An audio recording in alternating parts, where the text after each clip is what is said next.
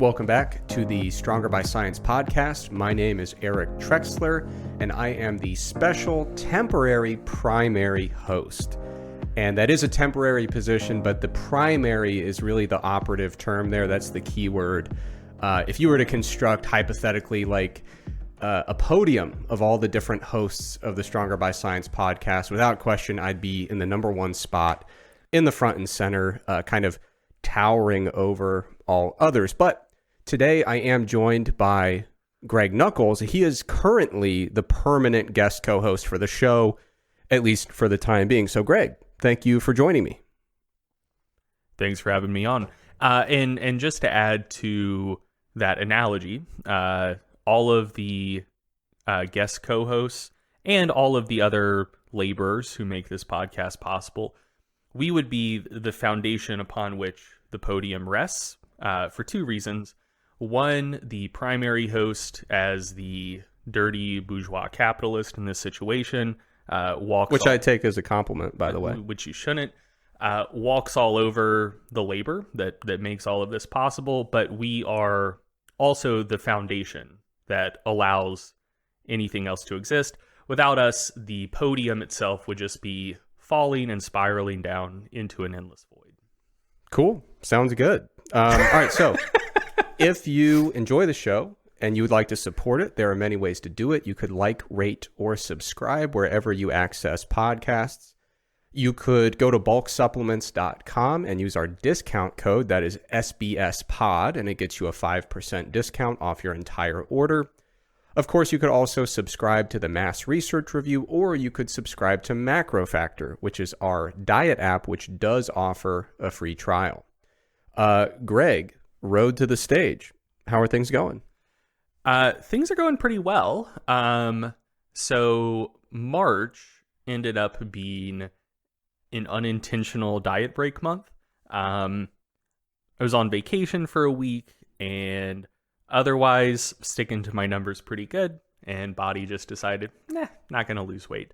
But it more recently decided, let's start losing weight again. So yeah, hit a new all-time, well, not all-time, I was a baby once, hit a new, within the past decade, low of 230 on the dot this morning. And I am going to call my shot probably by the time this episode actually goes out. We're recording this on Monday. It'll go out on Thursday. I think I'll probably have a day somewhere in the 220s by then.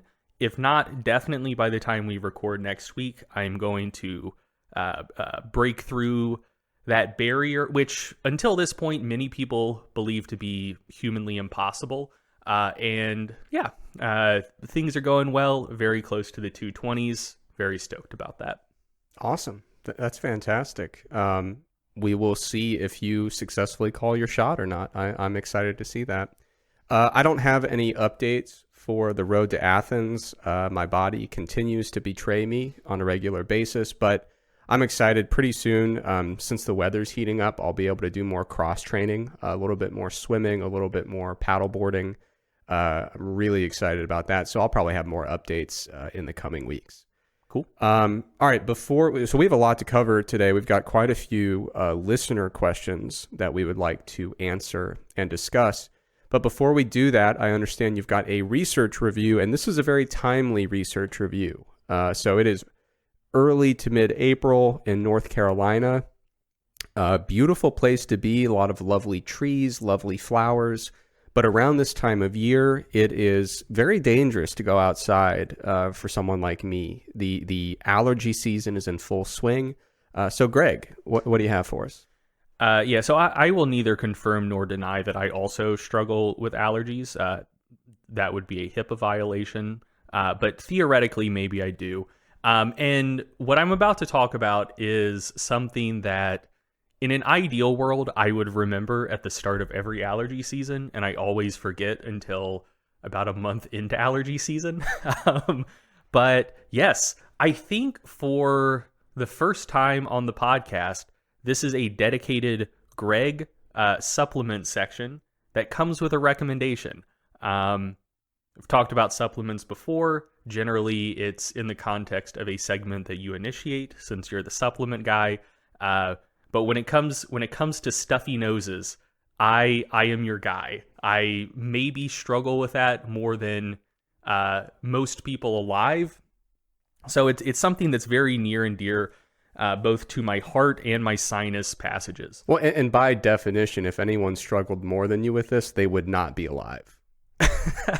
I mean, that is kind of true. Like I've had to be hospitalized for like allergic reactions, and not like I have a peanut allergy and I need an EpiPen, but just like when I was a kid, before I got allergy shots, occasionally the pollen would just be so bad that all my shit would swell up and I couldn't breathe and I need to go to the hospital. I shouldn't be laughing.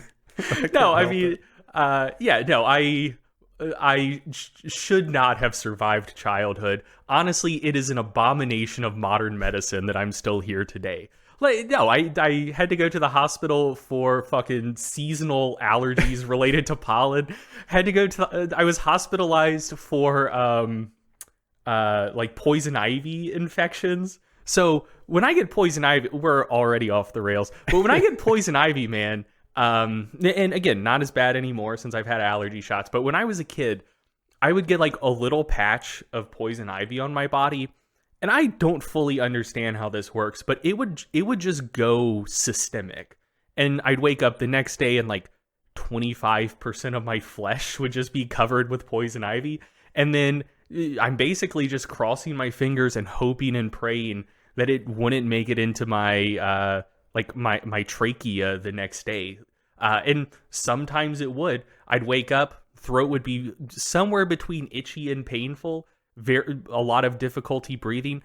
I didn't know that like glandular tissue and who knows, maybe it wasn't actually poison ivy bumps on my shit. Maybe it was just like so much generalized inflammation from all of the poison ivy on my body. But yeah, just wake up unable to breathe. So yeah, allergies, not my friend. So yeah, let's talk about allergies a little bit. So we're talking about, we looked up the pronunciation before this started. Spirulina, right? Yeah, spirulina. I'm so bad about that because I don't talk about fitnessy or supplement related things outside of the podcast for the most part. Because like, I mean, when you're over here working, we do, but otherwise, like, I'm hanging out with Lindsay. She doesn't want to talk about that stuff. So there are so many words that I read, but then I realize I've never said, and then it's podcast time, and I'm like, oh shit. Anyway, spirulina. It's cool stuff. It's a blue-green algae that can be basically just like dried out. You can take it in tablet or pill form. And there is some evidence that it is pretty effective for cutting down on allergic rhinitis symptoms. Rhinitis just means inflammation of the nose and nasal passages. Rhine, like rhino, either the Greek or Latin word for nose. I think Greek. I don't know. Doesn't matter. And itis, that's the suffix for inflammation. So inflammation of the nose. So there have been 2 studies looking at the impact of spirulina supplementation on allergic rhinitis symptoms. And I was going to talk about those 2 studies individually, but then I came across a pre-printed systematic review by Batista and colleagues called Efficacy of Spirulina for Allergic Rhinitis. And so I'm just going to put that in the show notes instead as my reference. One, because it talks about, like, it reviews both of the studies that have looked at this.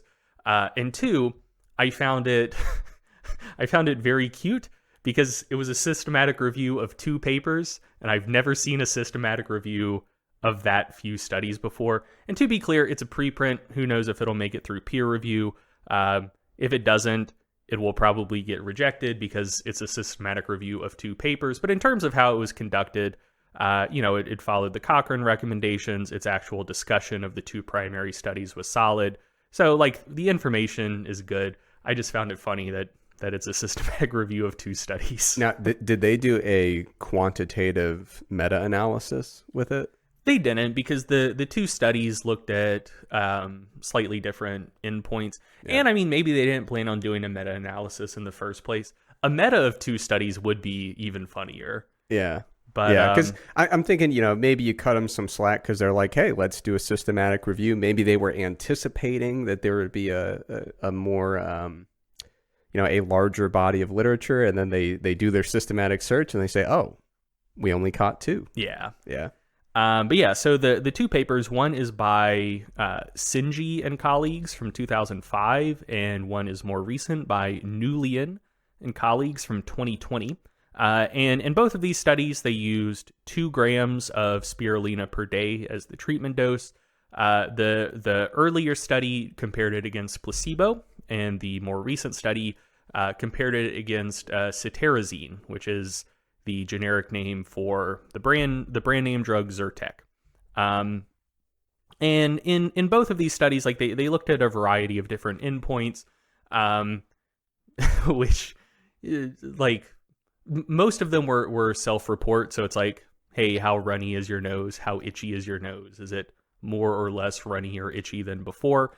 And across those kind of self-reported measures, spirulina worked pretty well, both within group, led to reductions in those nasal allergy symptoms over time. In the earlier study that compared it against placebo, pretty much washed placebo treatment in virtually everything, which is what you like to see. And in the more recent study that compared it against cetirizine, it did about as well as cetirizine for a variety of symptoms, and actually performed better than cetirizine for a few other symptoms, which is pretty cool from an herbal supplement. But yeah, overall, seems like spirulina works pretty well. In terms of how it works, it seems to reduce the cytokine response to things that would tend to cause allergic symptoms. And that is probably downstream of spirulina blocking histamine release from mast cells. So, you know what? I was going to talk through the biochemical pathways of allergic reactions. Bunch of big words. No one's going to remember it anyway. Who cares? Basically, a lot of stuff happens, but one of the first things that happens is like when an allergic response is triggered, is histamine is released from mast cells. That histamine binds to histamine receptors, and then a bunch of stuff happens downstream of that, including a general inflammatory response, part of which is cytokine release. And then, you get inflamed, you start producing snot. The histamine itself sensitizes nerve cells, which is why things feel itchy, like a stimulus that otherwise you wouldn't even register, you wouldn't even feel, is kind of elevated to the point that you do sense it, but you only sense it a little bit, so it's a tickle. So yeah, all of that stuff happens downstream of histamine release, and it seems that spirulina blocks histamine release. And that's a very cool and useful mechanism of action, because that means, at least theoretically, it should work synergistically with like antihistamine medications. So I am currently taking both spirulina and loratadine, which is that Allegra? I don't know, whatever. I just buy the... It might be Claritin. Claritin. Who cares? I just buy the generics. But yeah, so I take loratadine every allergy season. And yeah, the way that antihistamines tend to work, antihistamine medication, is they don't block histamine release. What they do is something called competitive inhibition of the histamine receptor. So if you haven't taken biology classes, or if you haven't taken biology in a while, what competitive inhibition is basically you have a molecule that binds to the same receptor as some other target molecule. So that's the competitive part. The inhibition part is when it binds to that receptor, it doesn't have an effect. So basically you have histamine receptors all over the place. When histamine binds to those receptors, that kind of causes an inflammatory response downstream to that binding.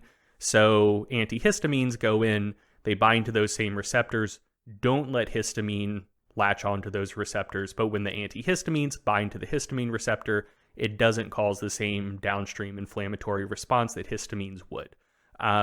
So if spirulina actually blocks some degree of histamine release, that shouldn't have any impact on the efficacy of antihistamine medications. So they work via different mechanisms of action.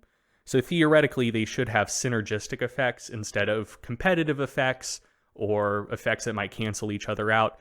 In theory, since they work via different mechanisms of action, if you take both, maybe it would be more effective than just taking one or the other. And in fact, that is what I do. And as I mentioned, this is something that I wished I remembered at the start of every allergy season. Because if you remember, maybe like 3 or 4 episodes ago, I was fucking dying, man. Like my allergy symptoms were rough. And at that point, I was already taking more loratadine than it is probably advisable for humans to take on a daily basis. And I was in better shape than I would have been had I not been taking the loratadine, but like I was still in pretty bad shape. And at this point, allergy season is much worse than it was then. Like you walk outside now and everything, like Raleigh looks like a Hollywood movie shooting in a location that's supposed to be Mexico. You know how like in movies when there's a scene in Mexico, they just make everything yellow, like they give it a yellowy orange hue. So like, dude, outside looks like that right now. There's just a yellow blanket of pollen on everything. And like, I'm still a little sniffly, but overall I'm doing fine. And that is because about 2 weeks ago, I remembered to start taking spirulina again. And also a shout out to Curtis Frank, who I actually don't know what Curtis is up to these days, but one of the founding members of Examine.com, he recommended spirulina to me back in the day, and I thought it seemed kind of silly. As a man who has dealt with tremendous allergy issues my entire life, including, like, when I started getting allergy shots, the first kind of round of it, like, if you've ever gone through allergy shots, you know this. If not, the way it works is basically, it works kind of like a vaccine. Like, they introduce, like, little bits of allergen into your system, so you have some amount of response to it, but basically, like, your immune system gets used to the allergen over time, so it doesn't mount as large of a response as it otherwise would. And the more allergic you are to things, the smaller dose they have to start with, but the more frequent the shots need to be to begin with. And so I think generally they start people off with like either 1 or 3 shots per week. When I started getting allergy shots, I had to go in literally every weekday to get like just a little jab of allergen to start the process of the allergy shots. So yeah, I've had a lot of medical treatment for allergies. And as I mentioned, like when I'm entering the antihistamine game, I'm entering it in a big way. Like the 10 milligram pills where you're supposed to take 1. Don't take dosing advice for antihistamines from me, but I take like 4 or 5 a day. Like generally 3 in the morning, 2 at night. And that's just like the baseline I need to function even after allergy shots. So when Curtis was just like, like spirulina seems to be pretty good for allergic rhinitis, I was like, that seems like bullshit to me.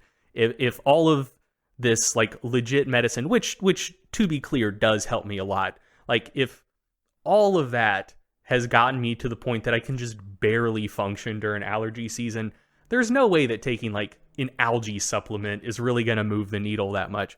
But lo and behold, that motherfucker was right. I started taking spirulina and it did have like a pretty marked impact for me, just kind of N equals 1, again, in conjunction with other antihistamines. And so, yeah, like I would love to see more research on spirulina. Like it is kind of shocking, or not shocking, but striking that, tons of people have seasonal allergy symptoms. There are 2 studies that seem to show that spirulina works really, really well for addressing that. That just seems like something that I would think other researchers would look at and be like, oh, like this is a really cool thing. Doesn't seem like studies that would be all that hard to do. Like basically you recruit some people, you give some of them pills, you give some of them placebo pills, come back 3 weeks, a month later, whatever, and just say like, hey, are you less sniffly than before? Maybe do a blood draw to look at cytokine response. Seems like a very useful study and pretty easy study to do. So I'm kind of surprised there's not more research. I wish there was. It would, like, I feel like I haven't been as reserved in this recommendation as I probably should have been. And part of that is just because my N=1 experience with it is so positive. But yeah, like from a purely objective point of view, some degree of skepticism is still warranted because, again, we're dealing with a very small body of research. It would definitely be good to see more work in this area. But the mechanism of action makes sense. The research that does exist seems to be pretty positive. My own experience with it is extremely positive. So yeah, I mean, if you also deal with really bad nasal allergy symptoms during allergy season, it doesn't seem like there's really any meaningful risk associated with supplementing with spirulina. It's cheap. Like, it's not going to break the bank to try. And so, yeah, it's... Are there any potential drug interactions with common over-the-counter allergy medications? I mean, not that I'm aware of, but I'm also not a pharmacist. Yeah. It might be worth looking into if you're exploring this as an option. Yeah. I haven't heard anything about it, but, you know, it's kind of a standard caveat. Yeah, I mean... Ask a doctor or pharmacist if you're concerned about starting any new supplement. Ask a doctor or pharmacist, like, hey, I currently take these drugs. I want to try this supplement. Can you look it up in whatever that resource is that pharmacists have? Like, could this be bad? So yeah, that, you know, you might want to ask about that. But you know, if you want to try something else, spirulina seems to be pretty good stuff, pretty cheap. Might have some beneficial effects separate from allergic rhinitis. Like there are a couple studies suggesting that it might lead to slight enhancements in VO2 max following aerobic training compared to placebo. Although I'm not sure what the mechanism of action is for that. But yeah, it's in my opinion pretty good stuff. Cool. I might give that a try. I'm going to look into that after the show because I've been struggling a little bit, you know, given the allergy situation around here. But cool. Moving on, we've got quite a few questions from listeners that we'd like to answer today. I'm going to kick things off. I've got a question from Nicole. Nicole says that she often sees people, including registered dietitians, claiming that dietary fat is very filling, basically that it has a major impact on satiety, and that you should include dietary fat in meals for these satiety benefits.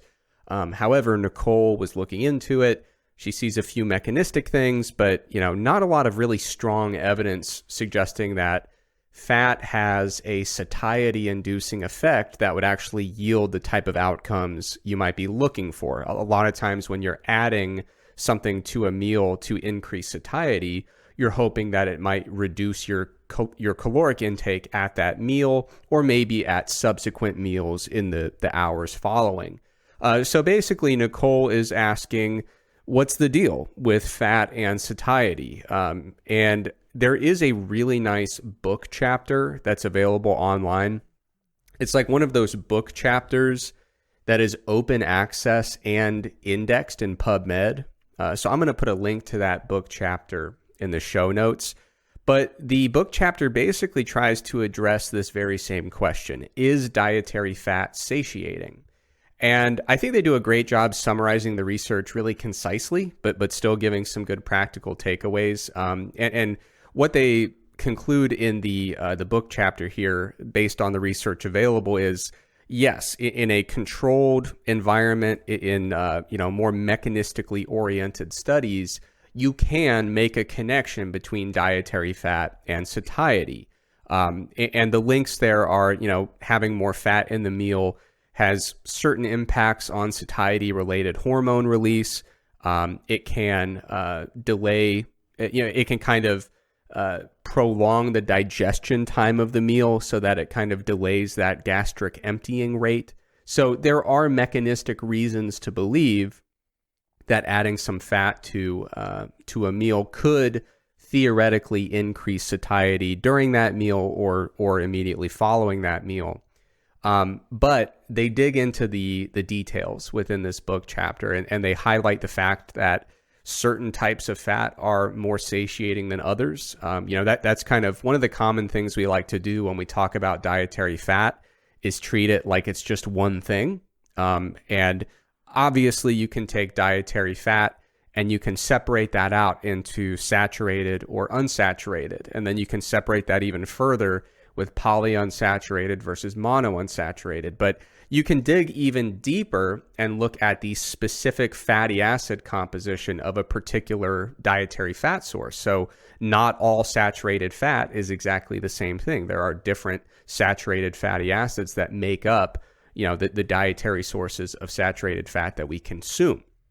So there's a lot more to it than just add some fat to the diet and reap the benefits of more satiety.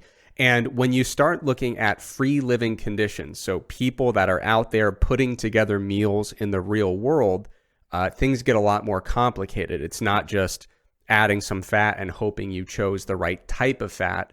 There are a lot of other factors to consider.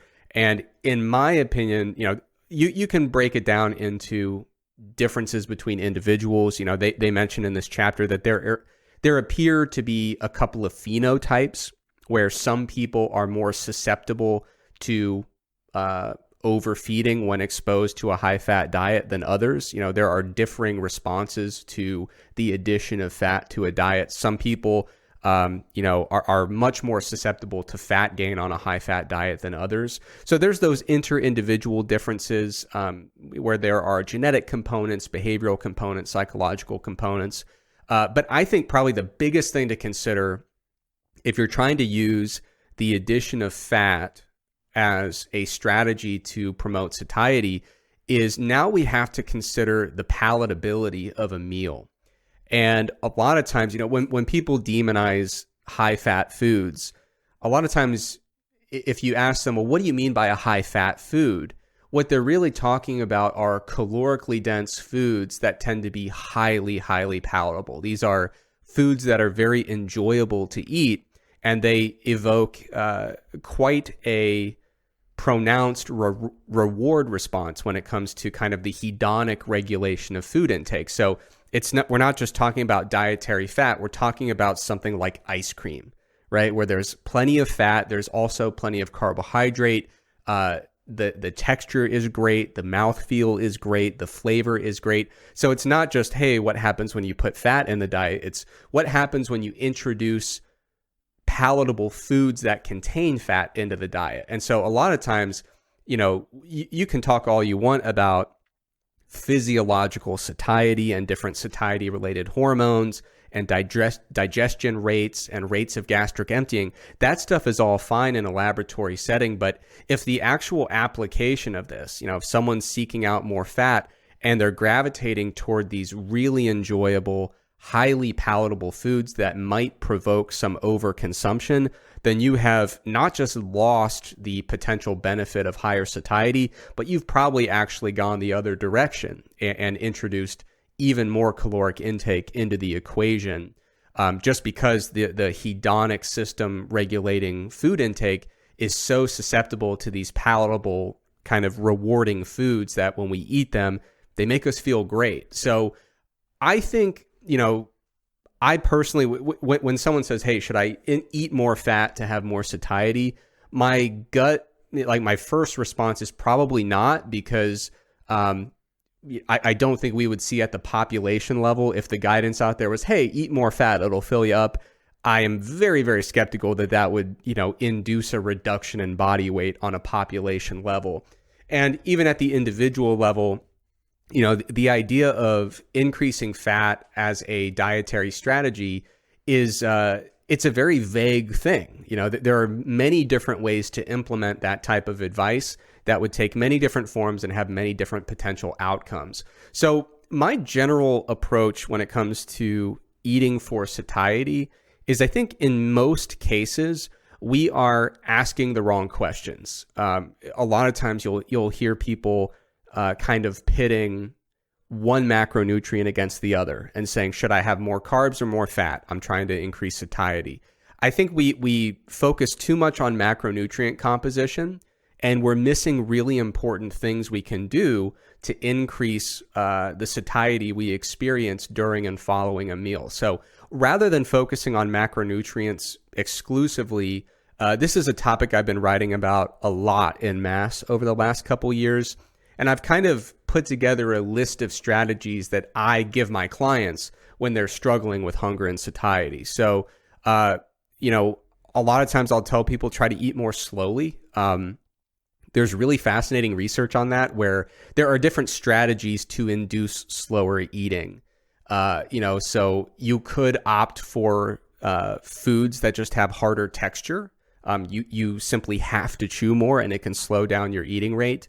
I saw one really creative study where we were talking about this before recording today, but obviously there's a lot of research showing that if you eat an apple versus drinking an isocaloric amount of apple juice, it's probably not surprising that apple, produces greater satiety than an equivalent amount of apple juice. But what was really interesting was there was a study where they had people eating apple juice as if it was a soup. So just like spooning it. And just the fact that using the spoon and going spoonful by spoonful and slowing down a little bit, that actually restored a pretty substantial amount of the satiety that you would observe with just eating an apple. Mm-hmm. So slowing your meals down in whatever form that takes can be really helpful. And there's a few theories about why that might be.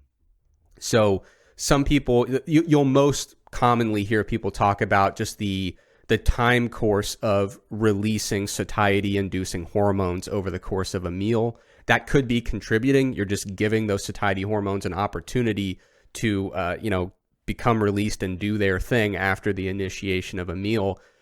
There's also been research looking at just the sensory experience of the meal. If you're eating more slowly, you are experiencing more of the flavor, more of the aroma of the meal per calorie because you're just extending that out and kind of savoring each bite rather. Why are you smiling? Because I don't taste?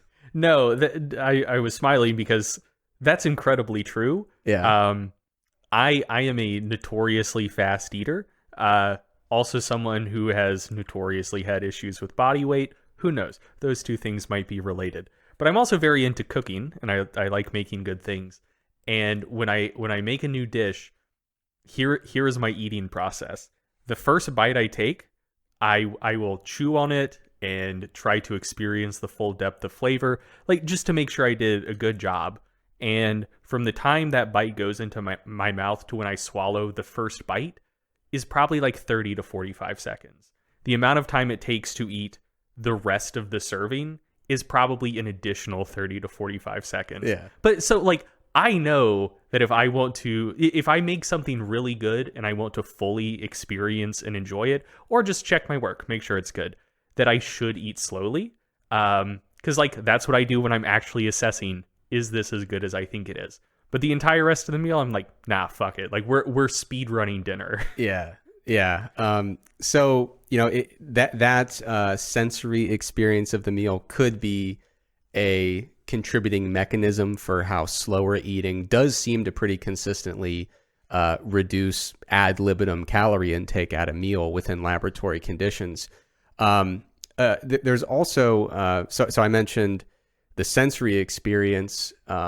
I mentioned the satiety hormones and the timeline there. The other thing people have been looking into is more of the kind of psychological or more of the cognitive aspects of eating the meal. So they wonder if having more attention on the meal allows you to kind of really solidify the memory of like, I spent some time and attention on eating this meal, and in the hours that follow, you because you were more kind of mentally present and cognitively present as you were consuming that meal, perhaps there's a memory related mechanism that leads to less snacking and less overeating in subsequent hours after that meal.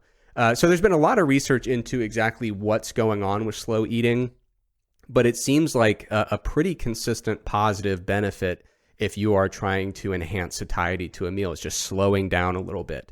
Other tips I usually give people, aside from eating more slowly, would be avoiding really hyper-palatable meals while you're dieting, structuring your meals with plenty of protein, plenty of fiber, plenty of water content. And when you do that, when you have high protein, high fiber, high water content, you're usually going to find that the energy density of the meal tends to be pretty low.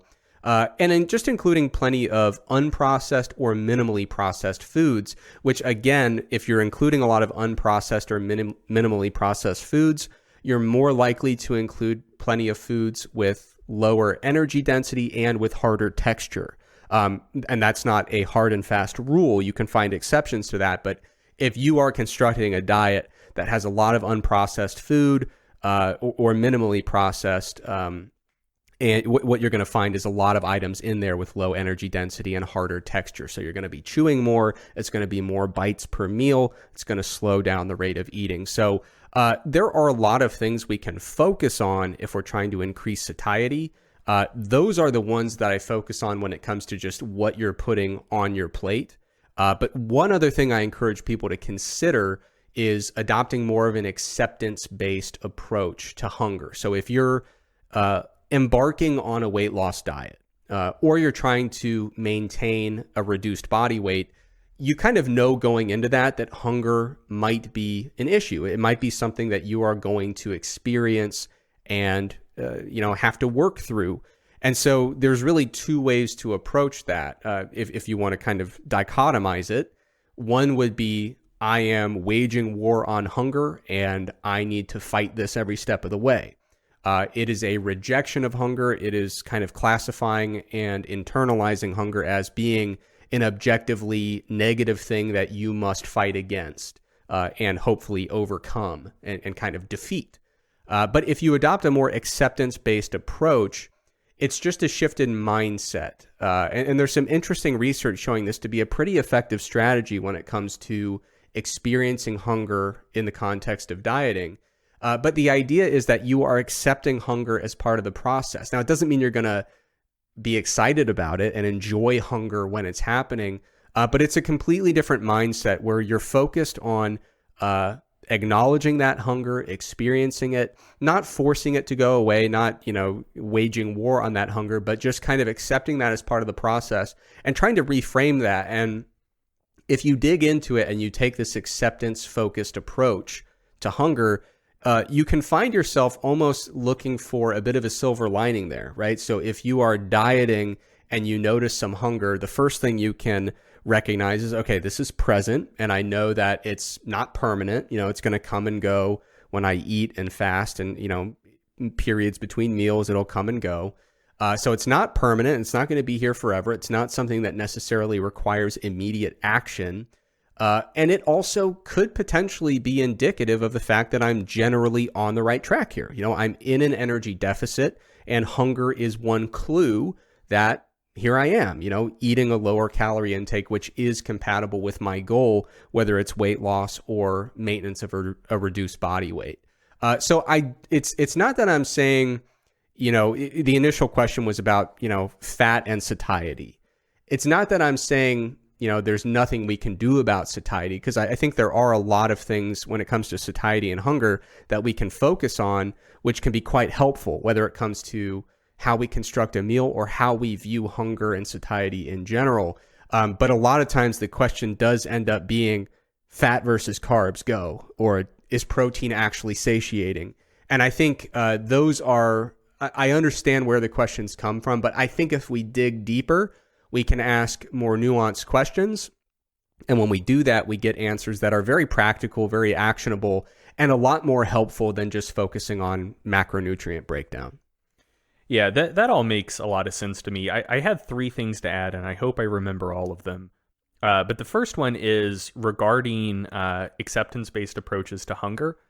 This occurred to me the other day, maybe like 2 or 3 days ago, chatting with someone in either the Macro Factor Stronger by Science Facebook group. I can't remember which one, but it was one of the two. And it occurred to me, talking about this, that I think a lot of us just implicitly adopt an acceptance-based approach to unpleasant sensations during exercise. And like maybe we didn't even have to consciously do it. Like maybe a lot of people who stick with exercise were people who were just like innately wired this way. But like a lot of the sensations that you experience with resistance training, if you zoomed out, like you would probably classify them as objectively unpleasant. Like the burning sensation in your muscles near the end of a set, the DOMS you feel after a hard workout, maybe like joint creakiness you get. If you decontextualize that from lifting and, you're just chilling, going about your day, and then your body suddenly started feeling the way it does after a really hard workout, you wouldn't say, hell yeah, I fucking love this. You would say, I'm dying. There's something horribly wrong with me. Like those are decoupled from resistance training, unpleasant sensations. But, I do think we tend to grow to like them because we do view them as, at least to some degree, like proxies for I've worked hard enough to present an adequate stimulus for adaptation. The DOMS, like, you know what? I know as a science person, DOMS isn't a particularly valid predictor of hypertrophic responses, but still in my lizard brain, I think it is. If nothing else, it tells me like, I worked pretty hard yesterday. So, you do come to either like you just enjoy that from the jump because you have a slight masochistic streak, or you come to enjoy and appreciate, or at least like fully tolerate those things over time. And I think that I don't see why hunger can't be a very similar thing. Like it is an unpleasant experience. But like you said, it is, if you're trying to lose weight, it is also an indicator that you're probably on the right track. So I think that little shift in thinking, like in comparing it to the sensations you feel from exercise, might be helpful. And if I could add one little bit of additional clarification there, you might hear this conversation and say, oh, cool, so I should seek to be very, very hungry during a diet. That's not the implication here. Oh, yeah, for sure. And I've even heard of people who kind of use almost like an intuitive eating / auto-regulation approach to dieting. I think I heard Gabrielle Fundero talking about this, Dr. Fundero. But kind of auto-regulating your hunger to like a particular level out of 10 during a diet if you don't want to do tracking, as a way, to kind of say, okay, I'm restricting enough to induce mild hunger. And if it gets too extreme, then maybe I need to adjust some things. And if I'm experiencing no hunger and weight's not moving, then that tells me something. So it's not that we're seeking out hunger for its own sake. It's just that if we are doing the things that are compatible with our weight reduction goal, we're probably going to run into it, and we shouldn't necessarily consider that to be a negative thing. Yeah, for sure. So yeah, that was the first thing I wanted to say, just that analogy with exercise might be helpful for some people. Second thing I wanted to say is one of the first things you mentioned was that the satiety response that people get from various macronutrients might vary considerably between individuals. I absolutely think that's correct because like I've seen so many times over the years people saying like, oh, fat is highly satiating. People saying like, I went on keto and it changed my life. Like it completely blunted my appetite. When you look at the research on keto, there seems to be some suggestions of that it on average blunts hunger. That was not my experience. Like we've talked about this before. I did keto back in the day. I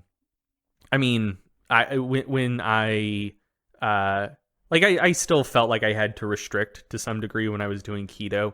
And like even now, like if I am going to overeat, it's always on high fat stuff. And it is like generally highly palatable, high fat stuff. And like I just don't get that satiety response that people say you're supposed to get. Like I could go into a steakhouse, just look at the biggest steak on the menu. If they've got something that's like 24, 30 ounces, I don't order it, but in my younger days, I used to. And yeah, like 2 hours later, I'd be like, yeah, I'm ready to eat again. So I don't, for me personally, I guess fact that fat tends to be satiating for people didn't resonate with me personally. And yeah, like I think the key there is, we're dealing with averages. There is a lot of variation between individuals, and it's not incompatible to say fat on average seems to be fairly satiating and fat is not particularly satiating for me as an individual. Both of those things can be true, and that's something worth keeping in mind. And then, if I could add one thing to that, it's interesting because even among just the two of us here, we have that variability present because I did a ketogenic diet for an extended period of time. It was probably 6, 7, 8 months, something like that. And I found it to be remarkably satiating. I did have spontaneous weight loss without conscious restriction, just because the high fat, decent amount of protein. But to me, what was interesting about it was high fat without a lot of the really palatable fat sources that would typically induce me to overeat. Because usually those would have enough carbohydrate that I couldn't really work them in. Yeah. So, but yeah, I could eat the same amount of fat as when I was on a ketogenic diet, but if it was coming from sources that weren't, restrictive in terms of carb source, I probably would not have had the same experience. Like I can't just increase my fat and watch my weight drop. It has to be fat with carb restriction because now I'm not getting those really hyper palatable fat sources for me. Dude, I was not eating hyper palatable stuff. I was in college at the time. I was dirt poor. Yeah. And so most of my calories were either coming from like skin on chicken thighs that I added extra fat to, or from the 7327 ground beef that at the time you could get a 10-pound sleeve of from Walmart for $1.50 a pound. Yeah. Incredible. But yeah, like you would basically have to make like really thin patties and sear it really quick, just because like, dude, 7327, that's so much fat. Yeah. And so if you made like large-ish burger patties and cooked them well done all the way through, just like 1 4-ounce patty would just be swimming in a pool of beef fat by the end of the time it was done cooking. So like you had to cook things in particular ways to make sure that like it held on to enough fat. So like, dude, that was the basis of my keto phase. And yeah, it wasn't particularly good, but I still didn't spontaneously lose weight. Yeah.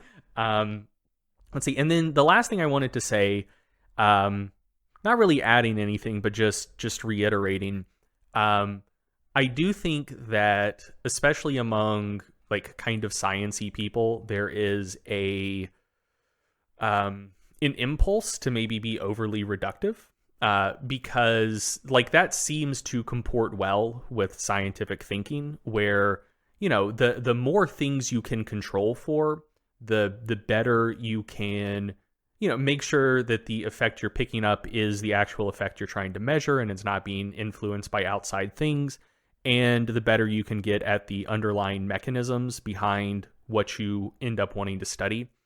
But also with translational research, you're going from just kind of basic science, food science stuff to, okay, now what are you actually recommending people to eat? If what you're studying gets so abstracted from what people actually consume in the real world, the research can begin to lose some of its translational value and end up becoming too reductive. Because like ultimately people aren't eating protein, carbs, fat. People are eating food, and those nutrients are coming in the context of food. And so like if you find, that when you isolate fat and carbohydrate, if like one or the other is more satiating, but then you actually get into the real world and, maybe just like powdered maltodextrin has one effect on satiety. But when you, like you mentioned, water content and fiber content, when you put that carbohydrate in the context of fruit that you're consuming, or like whole grain bread or something like that, maybe the carbohydrate content is matched, but the satiety response you get from it could be very different, because it's not just the carbohydrates you're eating, it's everything else in all of the foods you're consuming that you're eating as well.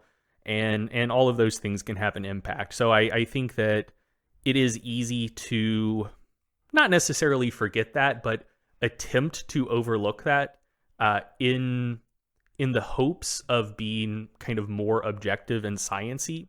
But when you take that too far, you can just end up, basing your recommendations for the real world on research that is so far abstracted from the real world that it loses some of its translational value. Yeah, and that reminds me of an article I did for Mass years ago at this point, but the question was, is protein satiating? Mm-hmm. What was kind of the focus of the article? And I mentioned in the article, like, it was kind of like a meta-analysis, I think, and results were kind of inconsistent. And it was one of those situations where the answer was not, or the question wasn't, why are there inconsistencies, but like, how could there not be inconsistencies? Mm-hmm. Because like a protein intervention within that context could be a whey protein shake, it could be a yogurt product, it could be a bar, it could be a piece of meat. And they have such different characteristics as food items that to think that they all represent the same generalizable satiety response would be really difficult to justify if you zoom out a little bit. And so we like to reduce it to very simple questions and very simple answers with very simple elements. But sometimes that's, not the best way to do it, like you mentioned. All right, so we are running extremely long with this episode. We're at about 50 minutes already. I do want to answer a really quick question about supplementation. If you want to pick out one that you can answer relatively concisely, I think that would wrap up the show. So I'll start, and you can kind of dig through your list of questions and see if there's one that jumps out to you. I got a question from Reed.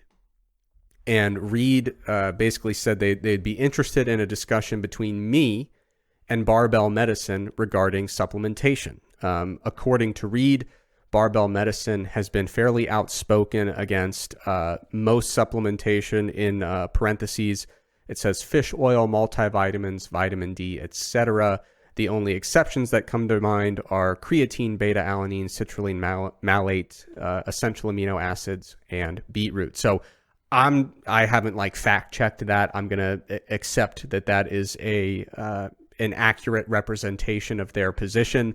I like the guys. I like the team at Barbell Medicine. I like the content they put out. I think they've done a lot of good when it comes to breaking people of a lot of the fear mongering regarding exercise and movement and pain. I really like what they do, and I think they do really nice work over there. If this is I don't consume much content in the fitness space, so I didn't dig in and do a lot of fact checking, but I'll just kind of answer this vaguely, what do you think about people who say that, multivitamins, vitamin D, and fish oil are unnecessary, overrated, etc. So I think if I were to sit down with someone who advises against supplementation with those three categories, fish oil, multivitamin, vitamin D, we would probably agree on the best case scenarios. So the best case scenarios would be either you get all the nutrition you need from food, you've got a well-balanced diet with a variety of different food sources that is a totally complete diet that covers all your needs. That's obviously best case scenario, no multivitamin needed, and you're good to go. The next best scenario would be that if you have any concerns related to insufficient nutrient intake or insufficient nutrient status, you would visit a qualified healthcare professionals, and they would order the appropriate testing. They would identify any deficiencies or insufficiencies, and then they would prescribe a targeted supplementation program that is followed up with serial blood testing to make sure that the inadequacy or insufficiency is rectified. Now, that's, best case scenario, but I think practically speaking, sometimes we diverge from that, right? So in the real world, sometimes you run into situations where there's an individual who is not diligently tracking their micronutrient intake. They must not use macro factor because we've got all the micronutrient coverage that you need. But, you know, they're not paying attention very closely to their micronutrient intake. They're not paying attention to, okay, the vitamin C that I'm taking in, am I cooking it in a way that it's leaching out and I'm not actually consuming it? You know, there's issues of cooking method, preparation method.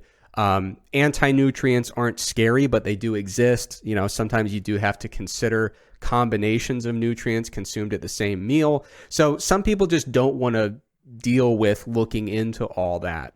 And so for people like that, it's really difficult to say, well, okay, go and see a physician, fight your way through the U.S. healthcare system, get that testing done, do serial visits back to get more checking done. That's great if you're willing to do it. I haven't been to a doctor in like 10 years. That's not a recommendation. But I think for a lot of people, they look at it and they say, okay, I'm not really... 10 years was an exaggeration now that I think about it, but I try to interact with the medical system as infrequently as possible. In America, that's just the way it goes, I think. But well, you're playing Russian roulette. Like either your insurance company is going to come through surprisingly well, and you know you wind up with like a $200 bill, or you know you go in for a checkup, you get referred out for like one visit with a specialist, and boom, you're bankrupted. Right. And who knows? It's going to go one of those two routes. Generally, it's going the first route, but the chance of it going the second route is a little bit higher than I find acceptable. Yeah, and just to like, this is a real story. I the last time I went to the doctor, I needed some imaging done, and I talked to the first person who like referred me to the next person and the next person. Every step of the way between my initial visit and the person doing the actual imaging, like every single step of the way, I said, can you tell me how much this will cost? And of course they said, absolutely not. And I said, no, I just need to know how many zeros. Are we talking about $100 or are we talking about 10,000? And they said, honestly, I have no idea. And that was all the way until you've already done it and there's no going back. And they'll say, someone will tell you in 2 months whether this was $100 or 10,000. Good luck. Yeah. So anyway, that was a bit of a tangent, but so there's a lot of people who are like, listen, I don't want to go through all the effort to look at all these different micronutrients. I don't want to go through the effort of going to a doctor like 6 times to get any insufficiencies corrected. And it's not that I am concerned about overt, like serious nutrient deficiencies. Like I don't think I have scurvy at the moment.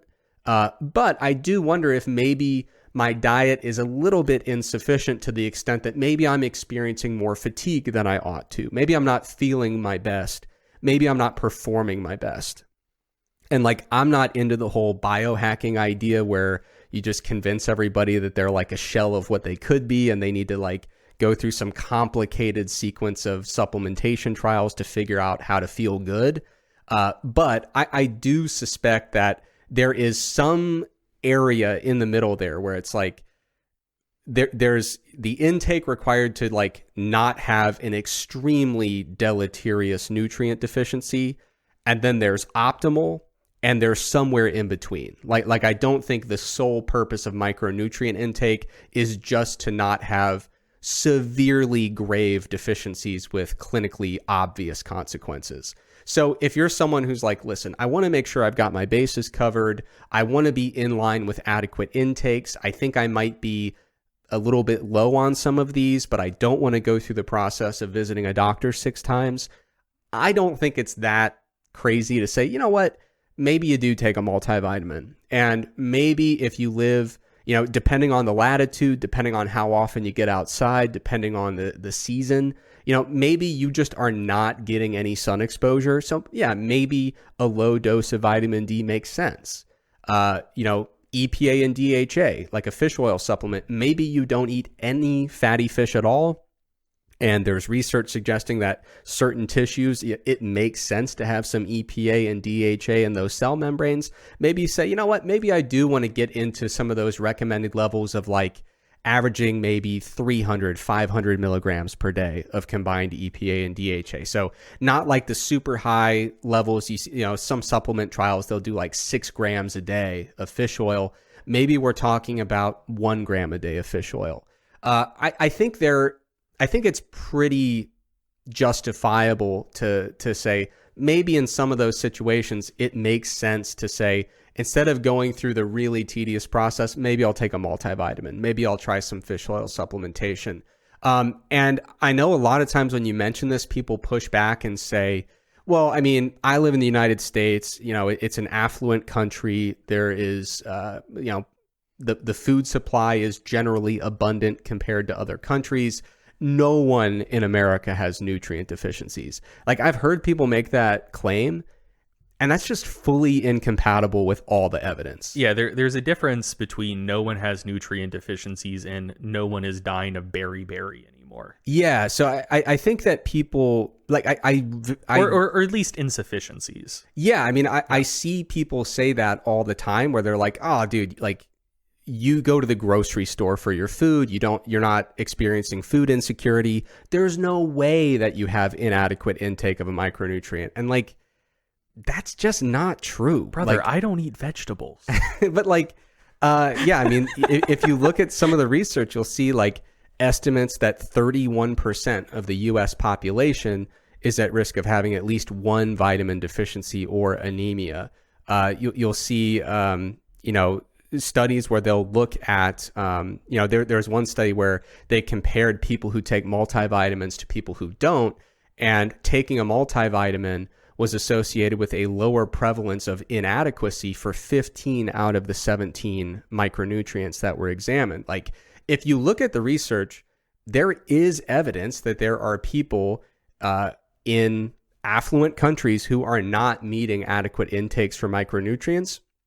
And they are not like it's not like there's, you know, there is the possibility that you have inadequate nutrient intakes without having scurvy, without having rickets. You know, like, it doesn't always take this like catastrophic medical condition to tell you, hey, by the way, you're a little bit low on your vitamin C or your vitamin D. There are a lot of people in the United States, purely based on the data, who are experiencing subclinical insufficiencies related to either circulating levels of micronutrients or actual intakes of nutrients. And those can very easily be rectified with supplementation strategies that are very cost effective, have an extremely good safety profile, and do have the potential for some benefit. Another thing I often see when people push back against this is they'll be like, dude, vitamins are useless. And they'll send me a study and it'll be like a big randomized controlled trial. And they'll say like, people taking multivitamins didn't live longer. And I'm like, yeah, I didn't think you were going to die from not taking a multivitamin. It's a matter of like, are you hitting these benchmarks for adequate intake? And if not, might you have a better subjective experience day to day and be in a generally healthier place if you were hitting those benchmarks for adequate intake? Yeah, I've seen that as well with vitamin D. Like a couple people have hit me up on Instagram saying like, hey, Eric has talked about vitamin D supplementation on the podcast before. New study just came out. Turns out that supplementing with vitamin D doesn't improve strength and hypertrophy outcomes. I'm like, that's really cool, but did you know that vitamin D interacts with more things in your body than your musculoskeletal system? That may be relevant.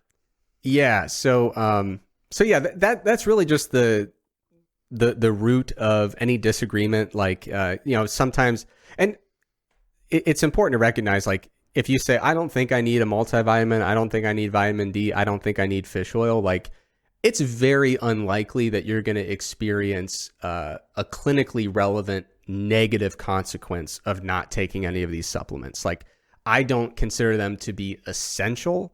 But for people who are not being mindful of their intakes of these nutrients and are not getting sun exposure, I do recommend, in many cases, very conservative supplementation approaches, which might be as simple as a multivitamin and just enough fish oil to get you close to what experts say is an advisable intake of fish oil. So I don't think you're going to really make or break your health or your performance or your training adaptations by using any of these categories of supplements. But I do view them as supplements that, aside from some very specific instances, generally have terrific safety profiles and generally are quite affordable. Like my multivitamin is 4 cents a day. Vitamin D is way cheaper than that. So like we're talking about making, in some cases, like a 6 cent per day investment. And yeah, an investment that, like I said, barring a few very specific instances, the safety profile looks terrific. Like I have seen some instances where people have issues with vitamin D just because the supplement was formulated poorly and it was giving them like 100 times the dose than was on the label. Obviously, that's not a good thing. Fish oil can have some impacts on the way that your blood clots. And so in certain medical situations, that can be unfavorable. But again, that I don't think that's grounds for saying that generally all fish oil should be avoided. And then there have been some studies indicating that certain vitamins might be bad when it comes to cancer outcomes, specifically for smokers. My understanding is that those findings are a bit inconsistent. They're kind of hit or miss. And there's also not, I don't think they've identified a clear mechanism describing why that would be. And of course, in that scenario, the driver, the carcinogenic agent there that is driving that relationship is smoking status. Yeah, just to flip a recommendation we gave on the last podcast, this time around, the Stronger by Science podcast is coming out against smoking. Yeah, so like I don't think it makes sense to construct broad supplementation guidelines based on the assumption that everyone hearing it is a smoker, So like, yeah, if I were a smoker and I were thinking about vitamin supplementation, I'd talk to my doctor, figure it out.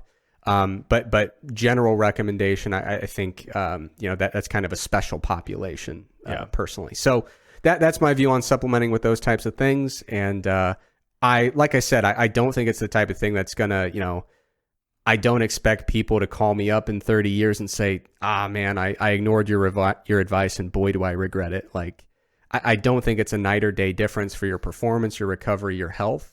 But I don't see tremendous downsides to just covering your bases and getting those adequate intakes. Yeah, I think that's fair. The one thing I'll add, just to emphasize something you said, is, there have been formulation issues with various supplements, not just vitamin and mineral supplements, but just supplements across the board. And so if someone did want to opt for the very conservative recommendation of saying like, nah, don't take vitamin D, don't take multivitamins, on the basis that, if you're not going to assume that everyone's going to do their research and make sure what they're taking is good and well formulated, then, maybe the benefits are unlikely to be particularly large. And there is at least some non-trivial risk of really negative outcomes if someone ends up taking a supplement that's just a really shitty supplement. I think that's an entirely fair and defensible position. But I think if you want to be really conservative about it, there are sites like LabDoor, and there's another one, I forget what it is, but there are sites that do... Maybe Consumer Lab? Yeah, Consumer Lab, I think, that do third-party testing of various supplements for purity and safety. So yeah, if you want to minimize your risk of, having something catastrophically bad happening because what was supposed to be in the supplement wasn't in the supplement, or things that weren't supposed to be in the supplement were in the supplement, look at third-party testing sites. Like, make sure what you're taking is good. And I personally think that should go a long way towards mitigating risk. Yeah. And, I don't argue every nutrition topic with the same level of like insistence where it's like, no, I need everyone to take my side on this. Like, I know a lot of people are going to listen to this and say, I don't think I need these supplements. Like, I eat a pretty good diet. And it's important to reiterate, I think that's terrific. Like, if you don't, the best case scenario is that you don't need to take a multivitamin, vitamin D, or fish oil. You've already got your bases covered with your diet. You try it. It doesn't do anything. You stop using it because you didn't need it in the first place. Dude, that doesn't make me lose sleep. I think that's best case scenario. Nice. All right. Did you have one you wanted to do?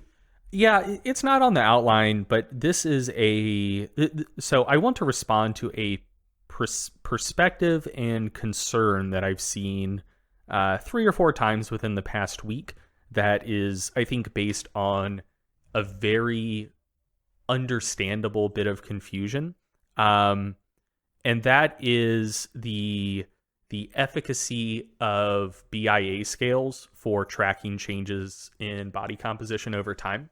And so this is a slightly different conversation than the accuracy of BIA scales for assessing body composition in the first place. So, if you've been hanging around the evidence-based fitness space for a while, I'm sure you've encountered the perspective backed by an enormous amount of evidence that BIA scales are not particularly accurate when it comes to assessing body composition. Those are the scales that have the little like metal, are they electrodes? I guess they are. They're passing a electrical current through you.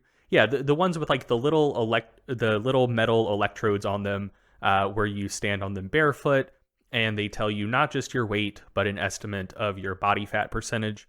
They don't work well. They don't. They don't tell you particularly accurately what your body composition is. And that's largely just based on limitations of the technology. Like if you're only running BIA currents through your feet, really it's roughly assessing or estimating water content of your legs and then using that to kind of extrapolate body composition of your legs. And then based on how much you weigh and also your sex, they then use that to extrapolate to the composition of the rest of your body. You'll notice I just said extrapolate 3 times. There are a lot of assumptions baked into that.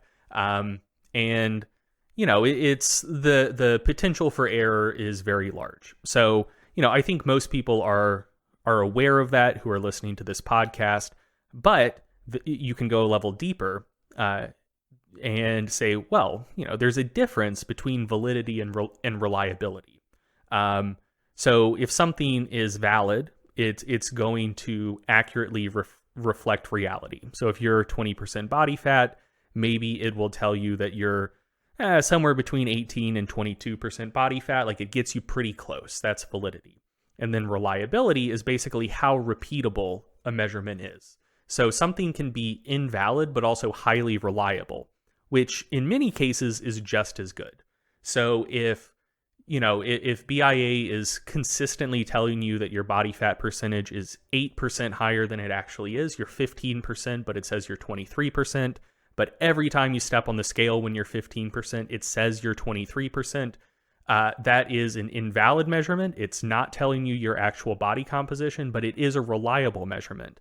And oftentimes, reliable measurements, even if they're invalid, are just as useful because the thinking goes, they can help you track changes over time. So if your BIA scale goes from saying you're 23% body fat to 20% body fat, you're not 20% body fat, but that there's that 8% built-in error, so it means you're actually 12% body fat. And so if something is reliable but not valid, it can still be very useful.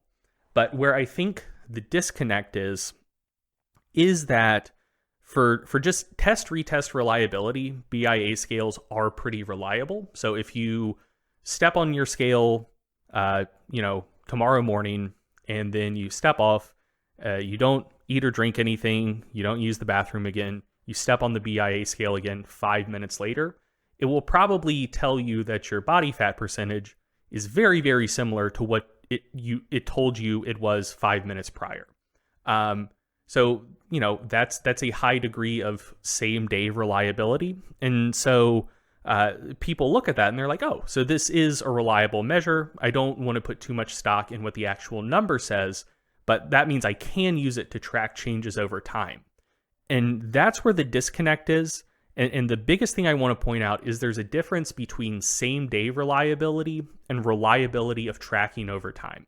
So if you can establish that for you today, there's, say, a 5% difference between what your BIA scale says and what a DEXA scan says, you can't necessarily assume that that relationship is going to persist on an ongoing basis, because ultimately the scale is still using BIA. And so the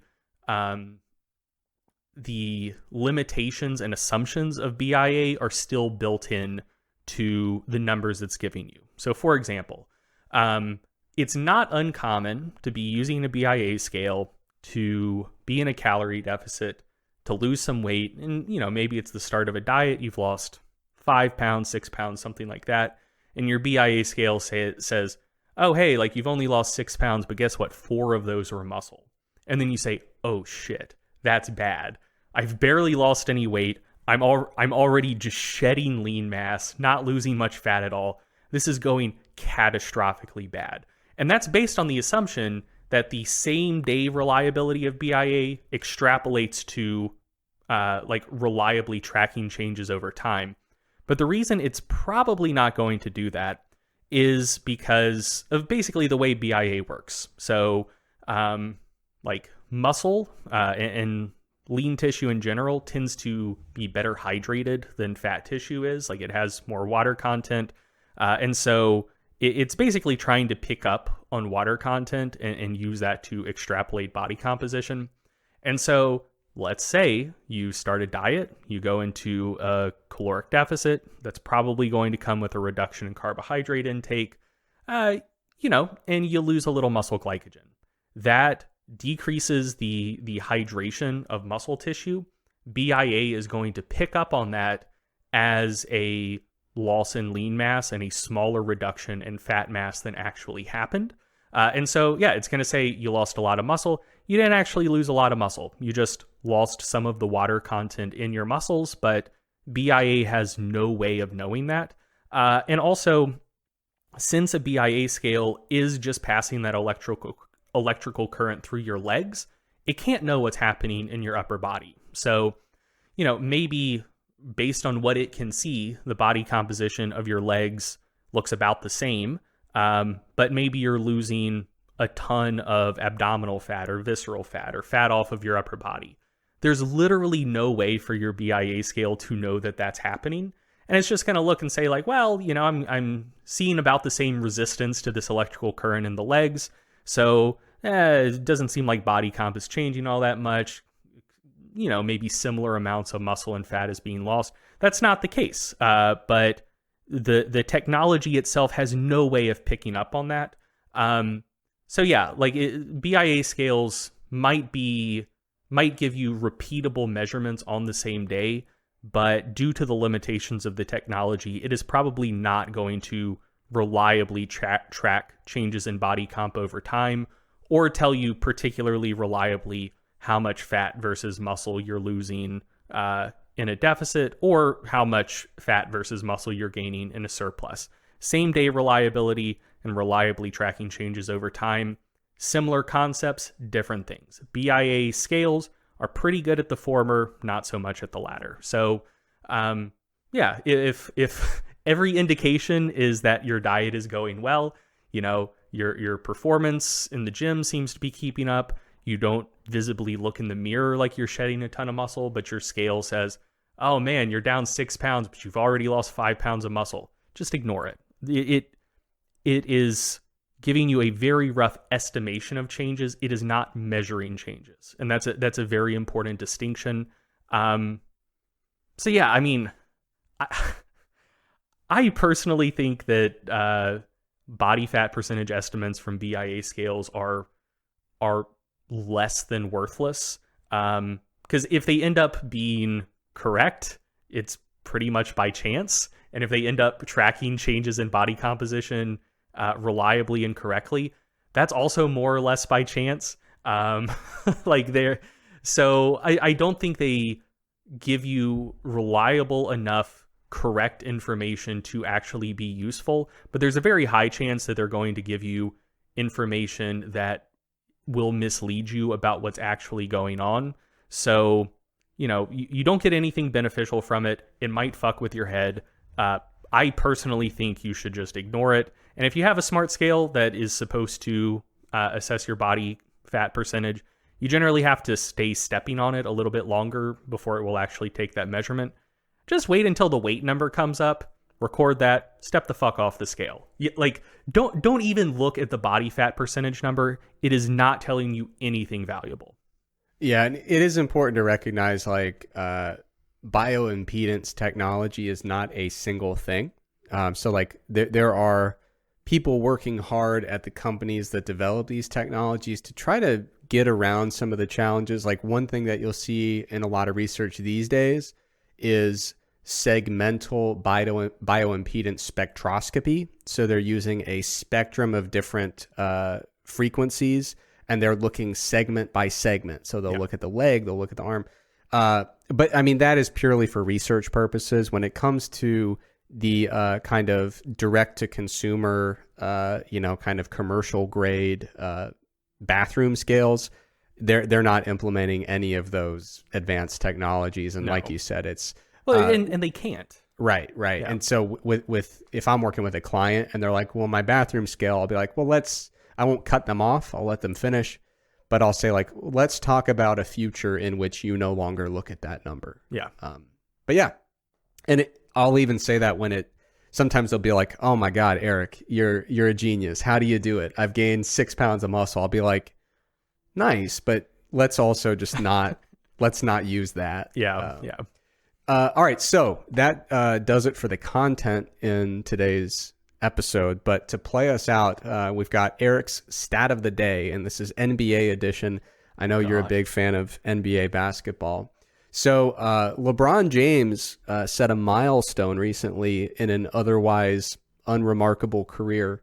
He became the oldest person to average at least 30 points per game over a season in the NBA.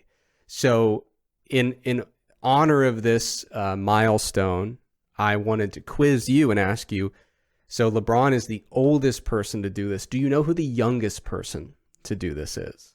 I think I do. So who is it? I think it's LeBron. It is also LeBron James. And so my favorite thing in sports now is just marveling at longevity outliers. Like, I want to watch Tom Brady throw a touchdown when he's 56 years old. And to see LeBron James simultaneously being the youngest and oldest player to ever average 30 points in a season, it just doesn't make sense. I watch these two guys and I keep saying, there's no way they can keep getting away with it. Like, this will be the year where they start falling apart, and they're just incredible. That is true. So LeBron also had another age-related milestone recently, in that he became the youngest player to score 37,000 points in a career. Wow. So that's a lot of points. Still a spring chicken in some respects. Yeah. All right. So I think you have a movie recommendation. Yeah, I do. So 2 nights ago, my wife and I went and saw the new film, Everything Everywhere All at Once. It would be challenging to describe the movie in a way that makes sense and makes it sound good.